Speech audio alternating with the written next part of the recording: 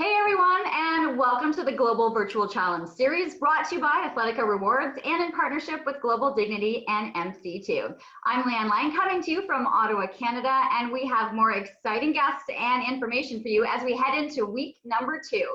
This one-of-a-kind series is helping inspire and motivate many of you to keep investing in your physical, mental, and nutritional well-being while also giving back and uniting kindness. So let's bring back in the founder of Athletica Rewards, Angela Gorin, as well as a very special guest joining us today from Toronto, Jana Webb from JOGA World. So great to see the two of you here today.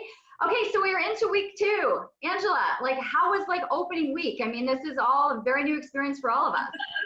Yeah, I know. My gosh, everybody that's come on board, including yourself, Leanne, who's been an incredible host, and we're so grateful to have you on board for the series.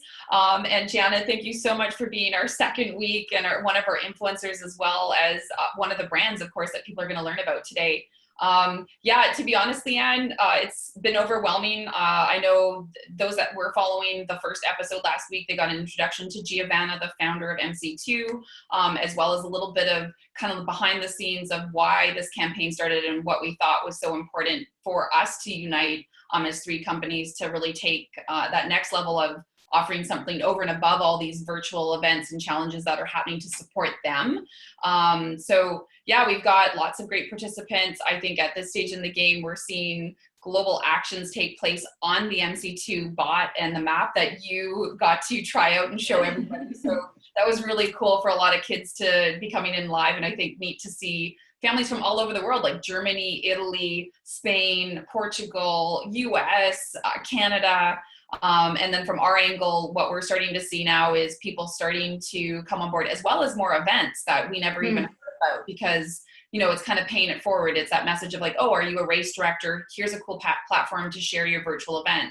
So our overall goal is to unite and aggregate some really great organizations, teams, influencers like yourself, Jana, that are doing great things to motivate people and to support those. Because I think at this time, more than ever, we're seeing the impact that it's having not only on people, but on the small businesses, especially sport.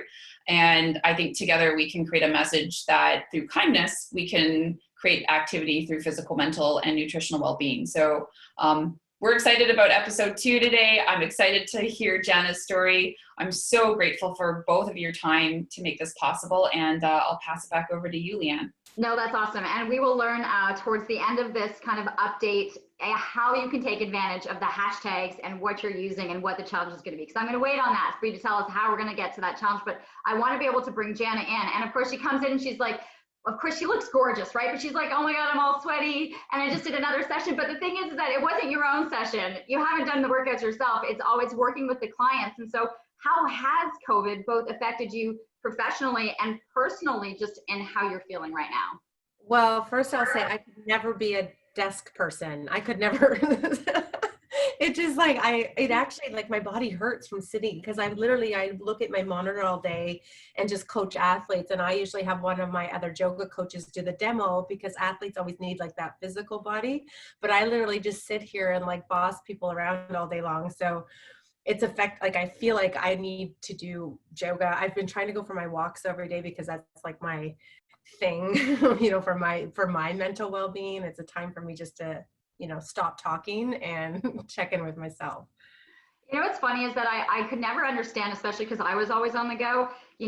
I couldn't understand how people who sat all day at a desk didn't want to get up and move and kind of do things. And then the more I was sitting and having to go through that experience of sitting at a desk and being at a desk all day, you're exhausted from sitting and doing nothing. It's actually really hard once you've been sitting all day. Your body doesn't feel like getting up and moving. It was something that I hadn't anticipated feeling, that I was too tired to move from sitting all day. Yeah, 1,000%.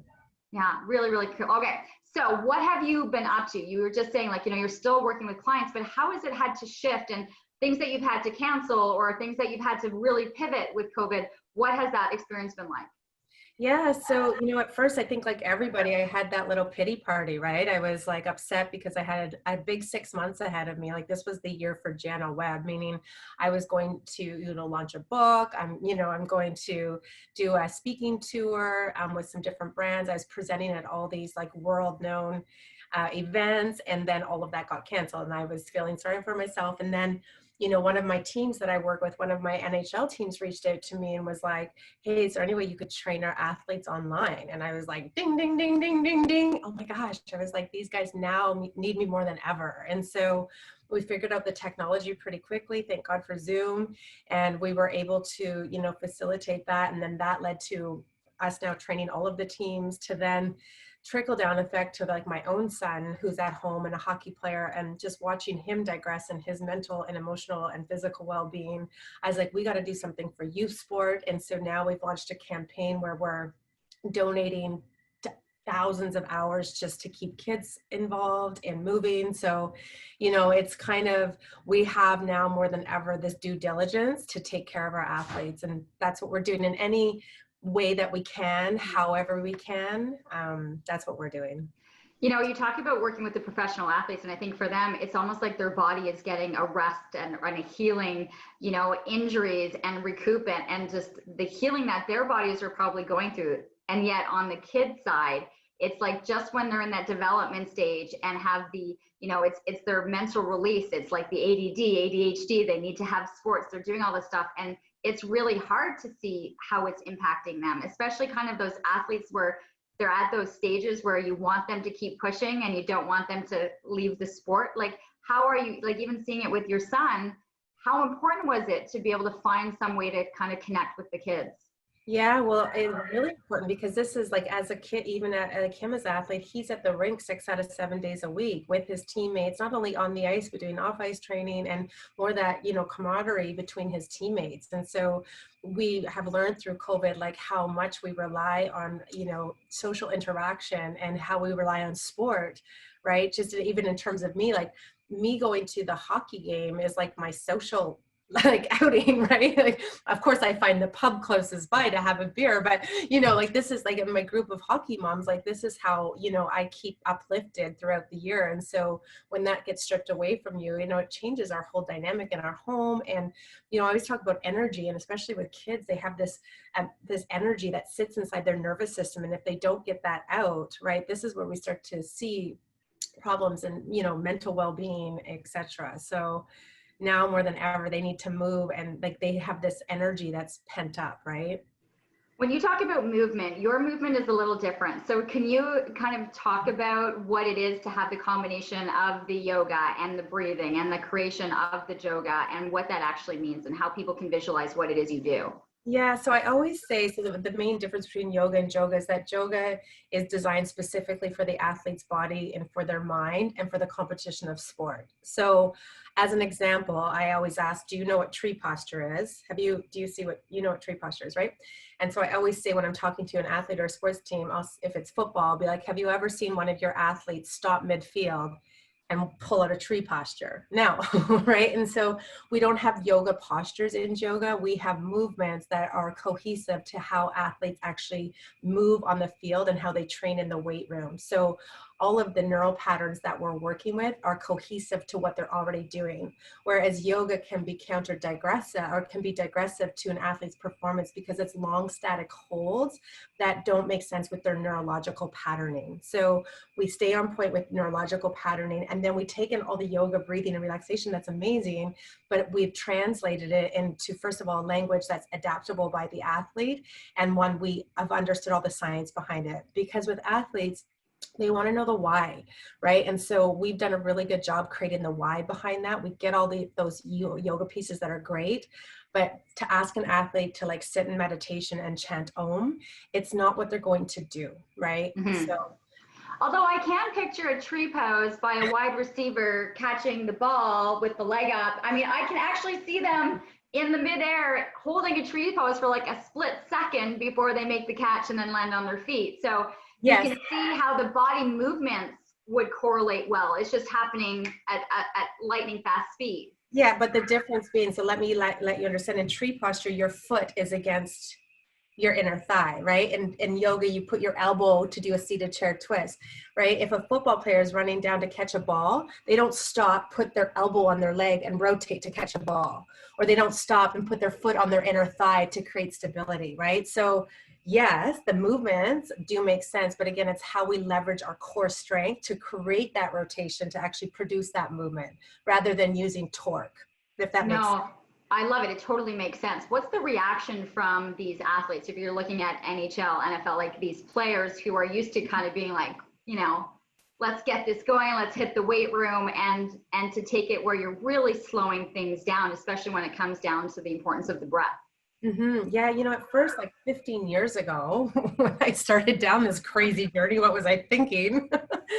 Like, it was like blank stares, right? It was like, what are we doing? It was just so foreign. First of all, that at that time, like this type of modality wasn't even thought about in the world of sport. Like they talked about doing ballet at some point, in football and stuff, but doing this type of modality was never looked at. So it's taken lots of years to get, where I am. But I think, again, going back, because I'm an athlete, I needed to understand why. And so when you understand why, and when we look at the ecosystem of an athlete, where we live and the lane that we stay in is recovery.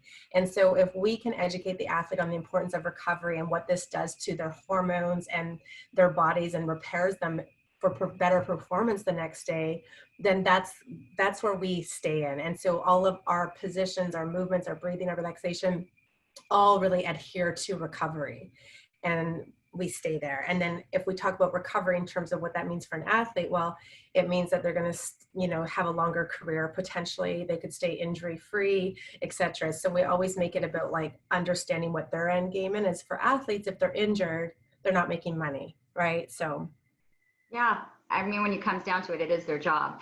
And I think the story of recovery, and just because people are being introduced to you and your world, when you talk about recovery, you have your body, your mind, body, soul has been through the toughest recovery. I think that beats any injury, on a sports field. How important was the recovery that you had from a really bad accident where you pretty much had to relearn everything again physically, that you really understand what you're preaching about when you're talking about recovery and how the body can heal itself to these athletes?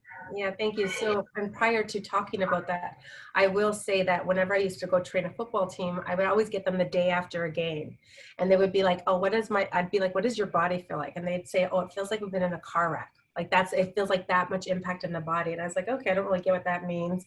And then of course I was in a head-on collision, by a cement truck, drunk driver, like every possible thing that could be awful in a car accident. Like that's what I was faced with. And so after being through that car accident and going through that much trauma physically and mentally, emotionally in my body, I'm like, oh boy, do I get it now. And I'm still recovering. Like I'm 3.5 years, and prior to COVID, like I'm still in 2 to 3 hours of rehab every single day. And my rehab consists of so many different things because I have so many different injuries. But now more than ever, when I train athletes, well, first of all, I have more understanding. I didn't understand what concussion or brain injury meant until I had been through one. I remember once I was training the Argos and they were like, "Hey Jay, we can't do yoga today, we're concussed." And I was like, "Suck it up, buttercup." Like I had no understanding of what these athletes were actually going through. And so just even from a relatability standpoint, I have so much more compassion. But on the second piece, I'm a little bit bossier now because I survived this car accident and I'm walking today. And it's because of my commitment to my strength and being healthy that I think that this is why, right? Had I not been strong going into this car accident physically, mentally, and emotionally, I don't know if I would have had the mental resilience to get through it. And I know 1000% that's because of my core strength, right? I stabilized my spine, those intrinsic neuromuscular memories that we're talking about. So when I broke my back, I broke my back, but I was able to walk again, right? And I was able to recover faster because I was stronger going into the accident. So when I say I'm being bossier, it's kind of like, hey, all of us, not just athletes, at some point in our lives, probably now or in the future, you will be faced with adversity of some sort. Someone will die, you will get sick. And so it's how we prep our bodies in terms of mental and emotional and physical strength that sets us up for that point, right? Because it will happen. And so when I am working with people now, first of all, I only work with people that are committed. I'm like, I have such limited hours in the day that I feel good. And so when I say yes to something, there's a choice there, right? And so if I'm going to work with you, you need to be committed. And if you're going to work with me, I'm going to push you and make you accountable for all of the things that we know your body can do that maybe you haven't even learned about yet. So it's about helping people reach their potential. And I take it really seriously. I take my job more seriously now than ever because it literally saved my life being strong. It did. And I think right now with where people are in mental resilience and trying to come out of this, as healthy as they can physically and mentally, this is kind of where we're at. And so I love that you were able to share. I think people will just be inspired listening to this little conversation that we've been having right now. What are you hoping to be able to provide now? And I'll get Angela to come back in too, but what is, how is JOGA coming on board the big virtual challenge? And I think for you, it's definitely the physical and the mental inspiration that you're going to be giving to people. Where would you like to see this and your affiliation with this event? Well, for me, I always think my program is hiding the spinach in the chocolate cake. And so if I can get people onboarded physically, I know I can create a physical result, and all these other things are happening. And so for me, I just want to get people moving and doing yoga because I know of all the other symptoms that come from movement, right? Movement is medicine. And so, and it's another offering, right? And so I always say, not everyone will like yoga, that's fine, but some people might, right? And some people might be new. And so again, it's an opportunity for us to reach more people and to make more of an impact. Especially right now, our mission is to help all bodies because we just know that everybody is going through this together. And so our company philosophy, we are a team. Everything, all the decisions we make are for different team partnerships. And so I'm hoping that this will expose more people to yoga because I know how awesome the program is and how it changes people's lives. And second of all, this whole thing about kindness, like when you do things like wholeheartedly from like authenticity, that it has sustainability, right? There's longevity behind it. And so we always want to partner with other brands that harness those same missions and those core values. I love it. We're going to figure out how to hashtag a yoga pose. So, and we've all used the tree pose. Okay, so Angela, kind of, what are you looking for from people to be able to do it so that it's coming to your challenge? People will learn a little bit more about the yoga. How does it work? Absolutely. Well, Jana, thank you so much for sharing your story. Like, absolutely. Like, I think we could make this episode probably an hour long because you've got so. Which I'm going to do on my podcast. Yeah. Amazing. Perfect. So awesome. So everybody's going to have to follow up with Leanne. We're going to post that podcast so we can share it.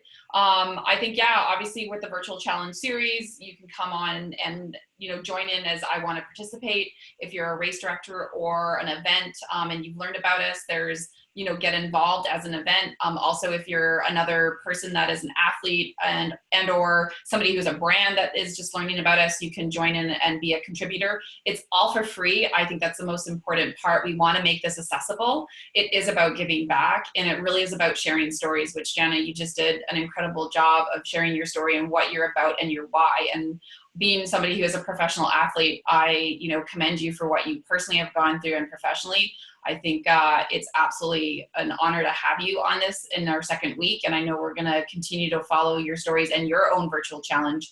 But for this week, the challenge goes out to those that are participating both on the MC2 bot, which you'll be excited to hear is actually a youth activated bot that's managed by a little cool French bulldog. So we're going to send it to you. So we'll get Faya talking about the active mental health and physical health. So I will get that going for you with our MC2 partners.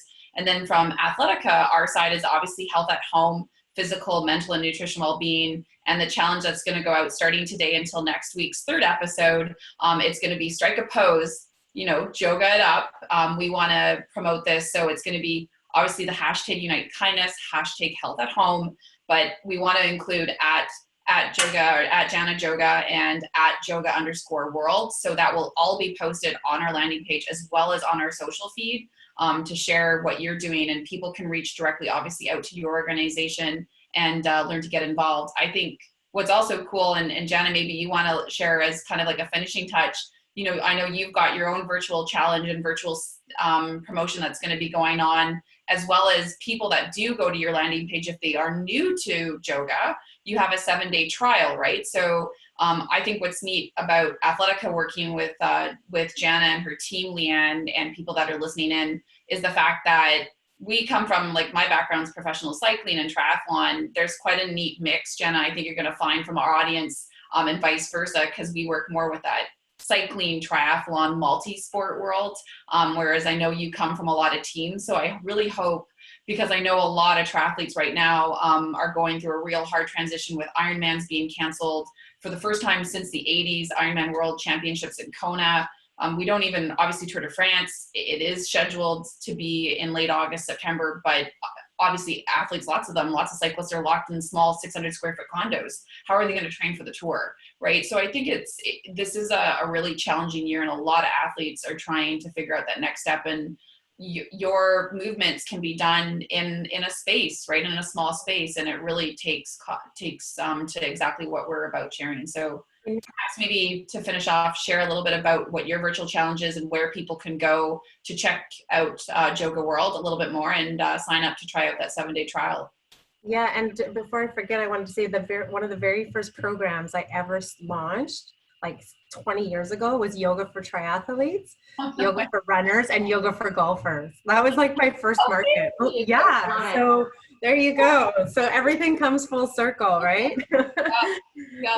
Yeah. Anyway, so yeah, we have everything. I mean, we're launching our new website next week. So jogaworld.com is where everything is housed.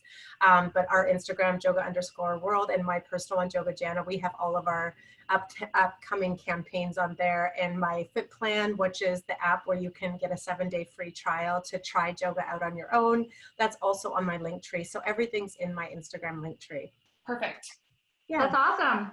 Okay, I love it. Well, that is another look at week 2 as we come to you from this virtual health challenge. And ATHLETICA Rewards, it's amazing the people that you brought into this, Angela. I think it's just, this is a great start, and for people to know this is where we're going, the momentum is definitely going to kind of just really build. It's going to be like that domino effect. So good luck, everyone. Have fun with your yoga pose. I'm going to have to figure out what mine is. I'm going to go check out all the links. And I know. The links, as you mentioned, Angela, they'll be listed at the bottom of all this video. Everything will be there for people. Yes, exactly. Yeah, that, and right on the landing page as well. So on all our social, it will be there, easy to copy and paste and transfer over, so people can start posting their photos and our videos to be a part of this week's challenge, which, by the way, Yoga Move. We should call it Yoga Move. Yoga Moves, there you go. I like it, Yoga Moves. So get that going. And then the nice part is on behalf of Jana and her team, the selected kind of winner of the challenge that will randomly be selected from the posts that come in, they get a nice one-on-one Zoom with Jana. So that's a huge honor for anybody that takes that up. So thanks again for that kind offer, and we look forward to having you back as the series continues, because I think, yeah, we were going to want to have some of these influencers come back as we start to really roll things out. But thank you so much, Leanne, for hosting today's show, and Jana for being here, and of course, have a great day ahead. That's awesome, everyone. Stay safe. Yeah, stay safe, stay healthy. Yeah. Have a good one. Take care, everybody. Bye. Bye.